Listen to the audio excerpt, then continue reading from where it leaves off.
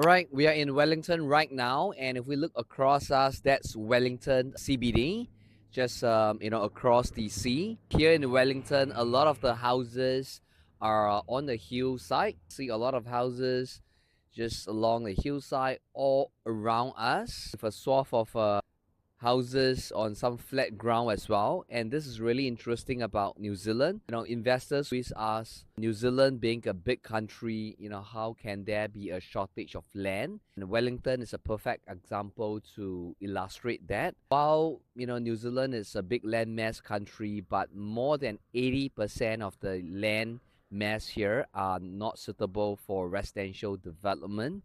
Either they are constrained by geographical limitations such as mountains, such as rivers and lakes, and even agricultural land, and that leaves with very little remaining land for building housing development. And as population increases, the only way and most effective way to increase housing supplies is to intensify the land.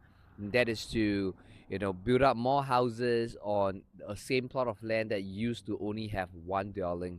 And as we look at Wellington as an example, it is kind of a city that's been landlocked by mountains and valleys on the front and at the back, with the ocean at the front, limited in how they could have more land for housing development. And pull out a Google map and look at the city of Wellington, what you will find is that housing development just get further and further out, and the city just develops on a long strip of land, all the way from Wellington CBD, all the way up to Petone, Johnsonville, Lower Hutt, Upper Hutt, on and on and on. Geographical boundary and structure that we have here, and people just get further and further away, and that is why intensification has been taking on in a lot of parts of Wellington and across New Zealand as well. Investor can capture trends and demographic shift to spot areas that have the best potential for growth